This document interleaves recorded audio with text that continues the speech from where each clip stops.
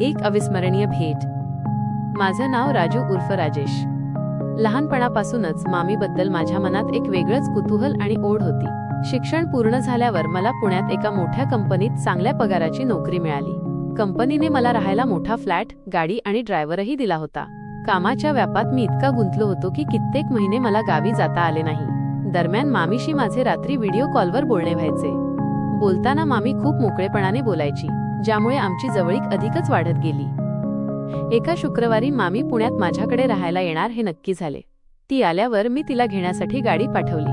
कामावरून घरी परतलो तेव्हा मामी माझी वाट पाहत होती। तिला पाहताच मी आनंदाने तिला मिठी मारली।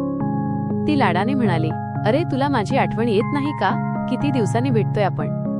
मी म्हणालो, "आठवण तर रोज येते ग, पण कामामुळे जमले नाही। आता तू आली आहेस ना, तर खूप दिवस राहा। नंतर मामांनाही आपण इथेच बोलावून घेऊ। तुम्ही दोघे इथेच सेटल व्हा." तिने माझ्या डोक्यावरून हात फिरवत म्हटले, "आता किमान आठवडाभर तरी मी आहेच, पुढचं पुढे बघू। तू फ्रेश होऊन ये, मग गप्पा मारू." रात्री जेवण झाल्यावर आम्ही खूप गप्पा मारल्या।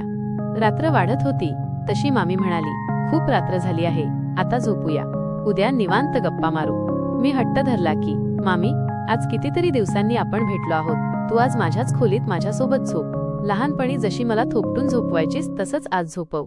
तिलाही ते पटले आणि आम्ही बेडरूम मध्ये गेलो। खोलीत मंद उजेड होता।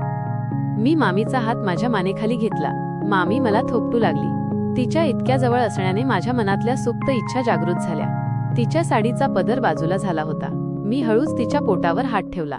तिने काहीच हरकत घेतली नाही, उलट ती शांत झोपल्याचे नाटक करत असावी असे मला वाटले। हळूहळू आमची जवळीक वाढत गेली। तिने माझा हात पकडला आणि आम्ही एकमेकांच्या मिठीत शांत झालो। दुसऱ्या दिवशी सकाळी मामीने मला चहा दिला। तिच्या चेहऱ्यावर एक वेगळीच चमक होती। किचनमध्ये गेल्यावर मी तिला पुन्हा साद घातली।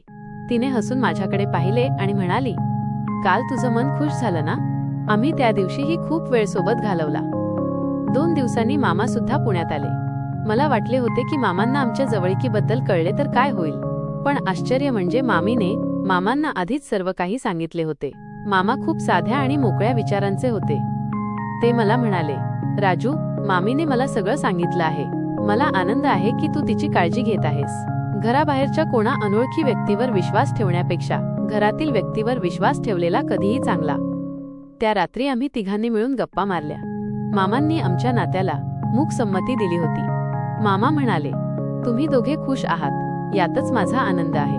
मामी आता माझ्याकडेच राहण्याचा विचार करू लागली होती। मामांनीही तिथेच राहण्याची तयारी दर्शवली। अशा प्रकारे मामीसोबतचे माझे नाते एका वेगळ्या वळणावर आले होते, जिथे लपवाछपवीपेक्षा एकमेकांबद्दलचा विश्वास आणि आपुलकी जास्त महत्त्वाची ठरली।